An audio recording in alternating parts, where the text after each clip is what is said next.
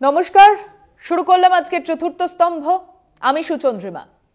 সংসদীয় রাজনীতি তো করবেন, অস্ত্র হাতে চে গুয়েভারার ছবি সামনে রেখেও আসলে তো ভোটের রাজনীতি।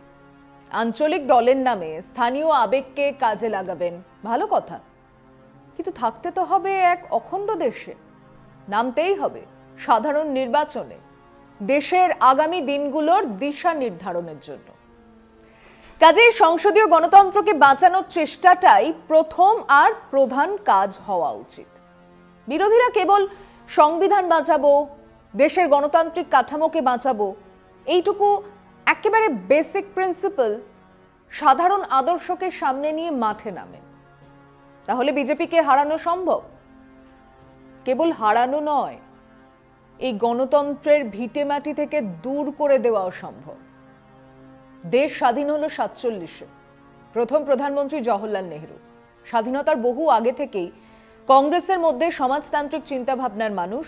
স্পেনের স্বৈরাচারী ফ্র্যাঙ্কোর বিরুদ্ধে তৈরি হয়েছিল পপুলার ফ্রন্ট, ছিল স্প্যানিশ কমিউনিস্ট পার্টি, অন্যান্য সমাজতান্ত্রিক দল, তৈরি হয়েছিল ইন্টারন্যাশনাল ব্রিগেড, যোগ দিয়েছিলেন লোরকা, জর্জ অরওয়েল, সমর্থন জানিয়েছিলেন রবীন্দ্রনাথ ঠাকুর। সেই রণক্ষেত্রে পৌঁছেছিলেন মুলক রাজ আনন্দ, ভি কে কৃষ্ণ মেনন, জওহরলাল নেহেরু। ইন্দিরা গান্ধী তখন লন্ডনে, ফিরোজ গান্ধীও। ওরা ইন্টারন্যাশনাল ব্রিগেডকে সাহায্য করার কাজ করছিলেন। সেদিন স্পেনের পপুলার ফ্রন্টের সমর্থনে ছিল সোভিয়েত রাশিয়া। দেশ স্বাধীন হবার পরে নেহেরু ডাক দিলেন সমাজতান্ত্রিক ধাঁচের সমাজ তৈরির। রাশিয়ার সঙ্গে হাত মিলিয়ে দেশে পঞ্চবার্ষিকী পরিকল্পনা চালু করলেন। রাশিয়ার সাহায্যে ইস্পাত কারখানা তৈরি হলো।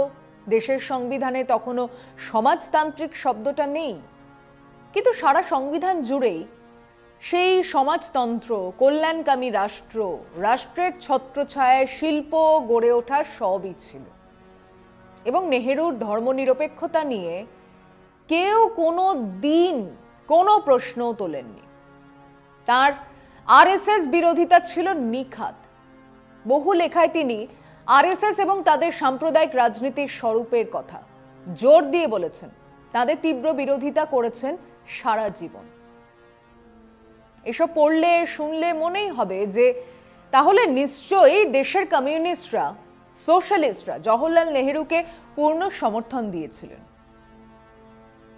কিন্তু বাস্তব ছিল একেবারে উল্টো, যার মধ্যে লুকিয়ে রয়েছে আজকের পরিবর্তিত ভারতীয় রাজনীতির শেকড়। দেশের কমিউনিস্টরা, বামপন্থীরা, সোশ্যালিস্টরা, লোহিয়াইটসরা প্রতিদিন নিয়ম করে নেহেরুর বিরোধিতা করেছেন। কমিউনিস্ট পার্টি সেদিনের কংগ্রেসকে চরম দক্ষিণপন্থী দল বলেই মনে করতেন।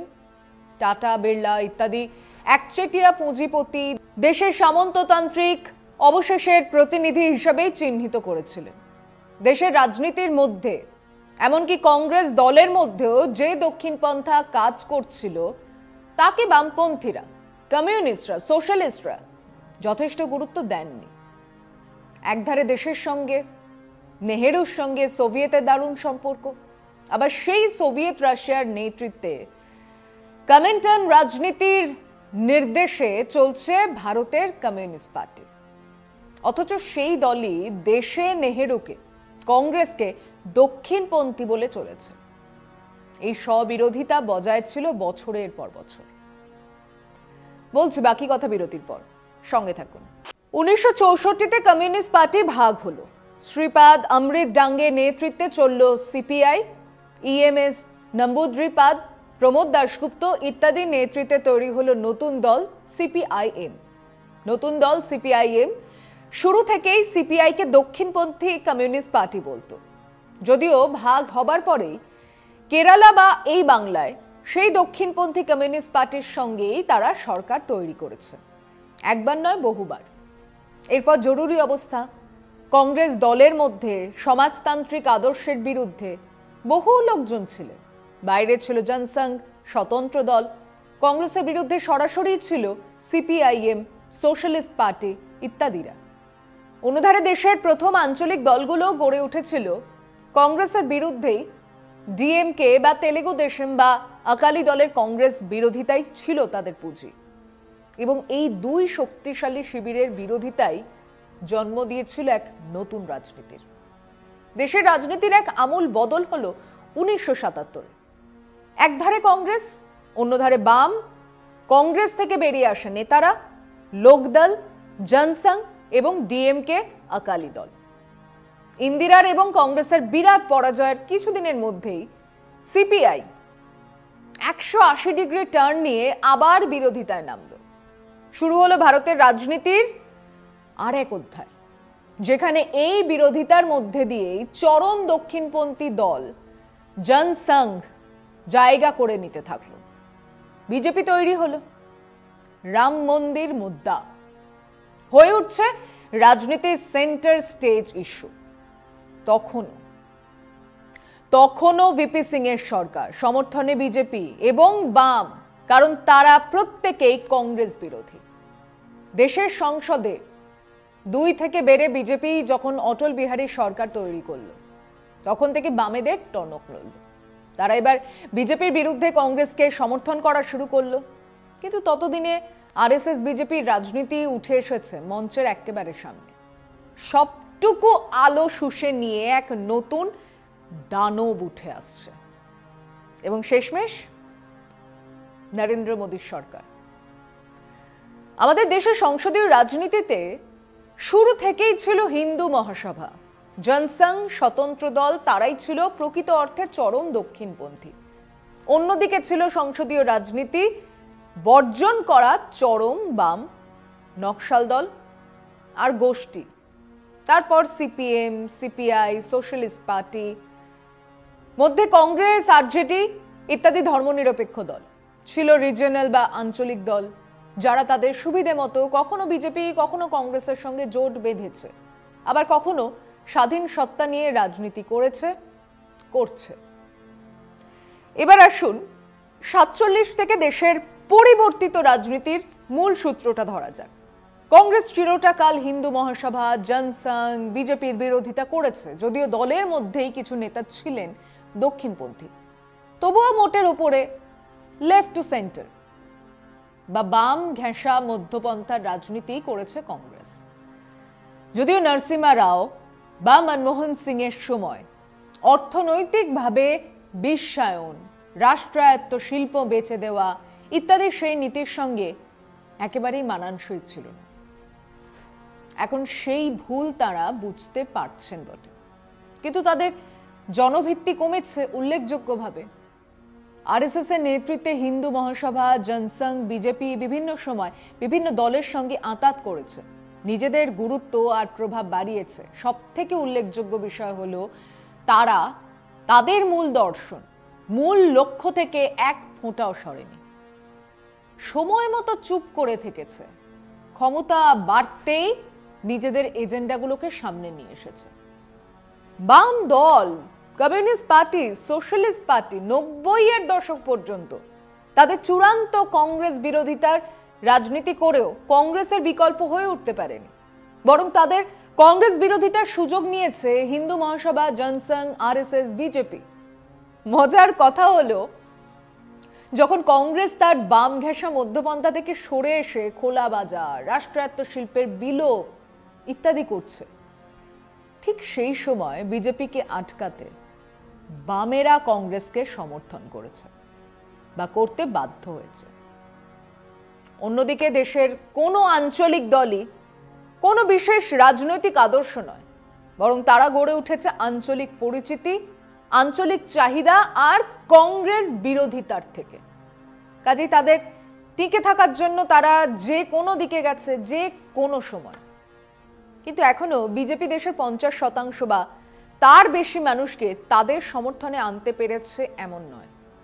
এমনকি তাদের হিন্দুত্বের এজেন্ডা, দেশের হিন্দুদের প্রতি দুজনের একজন সমর্থন করলো, অন্যজন তা মেনে নেয়নি, এটাও বাস্তব। তারা এখনো মাত্র 37.36% ভোট পেয়ে ক্ষমতায়। এটা কেবল দেশের সংখ্যালঘুদের বিরোধিতার জন্য হয়নি, দেশের হিন্দু জনসংখ্যার অর্ধেক হিন্দুত্বের নামে ভোট দেয়নি। কারণ কংগ্রেসের ধর্মনিরপেক্ষ অবস্থান, বামেদের আরএসএস বিজেপি বিরোধিতা, এবং আঞ্চলিক দলগুলোর বিজেপি বিরোধিতা, এই বিরাট অংশের কাছেই এখনো আছে 60% কিছু বেশি ভোট, যে অঙ্ক আরএসএস বিজেপিও বোঝে। তারাও ভালো করেই জানে দেশের রাজনীতির চাবিকাঠি ক্রমশ আঞ্চলিক দলগুলোর কাছে চলে যাচ্ছে। তাকিয়ে দেখুন তামিলনাড়ু, ওড়িশা, বাংলা, অন্ধ্রপ্রদেশ, তেলেঙ্গানা, মহারাষ্ট্র, পাঞ্জাব, দিল্লি, ঝাড়খণ্ড, বিহার, উত্তরপ্রদেশের দিকে, উত্তর পূর্বাঞ্চল, গোয়া, কাশ্মীর, হরিয়ানার দিকে। এই প্রত্যেক রাজ্যে শক্তিশালী আঞ্চলিক দলগুলোকে হয় বিজেপি নিজেদের সঙ্গে নিয়েছে, না হলে তাদের কাছে হেরেছে। বিজেপি হয় এই শক্তিগুলোকে নিজেদের সঙ্গে পেতে চাইছে, না হলে সর্বশক্তি দিয়ে তাদের উৎখাত করতে চাইছে। ফিরছি আলোচনা বিরতির পর, সঙ্গে থাকুন। কিন্তু আজ এই বিজেপির এজেন্সি শাসন, সাংবিধানিক প্রতিষ্ঠানগুলোকে অথর্ব করে দেওয়া, আঞ্চলিক চাহিদা দাবিগুলোকে অস্বীকার করে এক জাতি, এক দেশ, এক নেতার বৃত্তে গোটা ভারতকে আনার চেষ্টায় জন্ম দিচ্ছে আরো তীব্র আঞ্চলিকতাবাদকে। কংগ্রেস আমলে যার জন্ম, কিন্তু এখন সে এক বিরাট আকার নিচ্ছে। এবং মাঝে মধ্যে প্রশ্ন উঠছে, কংগ্রেস ছাড়া নাকি বিজেপি বিরোধী কোনো কার্যকরী ফ্রন্ট গড়ে উঠতে পারে না। বিষয়টাকে উল্টো দিক থেকে ভাবুন। ডিএমকে, বিজেডি, ওয়াইএসআর কংগ্রেস, তেলেঙ্গানা রাষ্ট্রীয় সমিতি, তৃণমূল, ঝাড়খণ্ড পার্টি, আরজেডি, সমাজবাদী পার্টি, লোকদল, এনসিপি, শিবসেনা ইত্যাদিদের বাদ দিয়েও কি কোনো ন্যাশনাল অল্টারনেটিভ সম্ভব? এই সত্যিটা কংগ্রেসকেও বুঝতে হবে, এই সত্যিটা বামেদেরও বুঝতে হবে। রাজনীতির ইতিহাসকে সামগ্রিকতায় বোঝা যায়, খণ্ডিত সময় নয়। সেদিন যদি নিছক কংগ্রেস বিরোধিতার বদলে কংগ্রেসকে সমূলে উৎখাত করা যেত, এক বিকল্প গণতান্ত্রিক ব্যবস্থা তৈরি করা যেত, দূরে সরিয়ে রাখা যেত দেশের সাম্প্রদায়িক চরম দক্ষিণপন্থী রাজনীতিকে, তাহলে আজ বাম বা কংগ্রেস কারোরই এই দুরবস্থার মধ্যে পড়তে হতো না। সামগ্রিকতার বিচারে সেদিন ভুল হয়েছিল। আজ দেশের বাম প্রত্যেক আঞ্চলিক দল এক মঞ্চে, কিন্তু সে কেবল নির্বাচনী জোটের লক্ষ্য নিয়ে এক ধরনের চালাকি কাজ করছে। এখানে ভোট, ওখানে জুড়ে আমাদের লাভ কিসে, তা নিয়ে চিন্তিত প্রত্যেক বিরোধী দল। কিন্তু তারাই যদি আসল বিপদটা বুঝতে পারত, তাহলে এমনটা হতো না। বামেদের বুঝতে তো হবেই যে কেন তারা বাংলায়, ত্রিপুরাতে আর ঘুরে দাঁড়ানোর জমি পাচ্ছে না, কেন সেই চেষ্টা ক্রমশ বিজেপিকে শক্তিশালী করছে। তৃণমূল ইত্যাদি আঞ্চলিক দলকে তো বুঝতে হবে, একবার বিজেপি এসে গেলে আঞ্চলিক যাবতীয় আকাঙ্ক্ষার গোড়ায় বিষ ছড়িয়ে দেবে আরএসএস বিজেপি। তাদের রাজত্বের দিকে তাকান, সেখানে আঞ্চলিক চাহিদা আকাঙ্ক্ষার কবর খোঁড়া হয়েছে সেই কবেই। কংগ্রেসকে বুঝতে হবে, কংগ্রেস কোনোদিনও রাজনৈতিক দল ছিল না, ছিল এক রাজনৈতিক প্ল্যাটফর্ম, যা নির্দিষ্ট কিছু বিশ্বাস আর আদর্শকে ঘিরে গড়ে উঠেছে। আজ সেই প্ল্যাটফর্মকে আরো বড় করতে হবে, সবাইকে আনতে হবে সেই আঙিনাতে।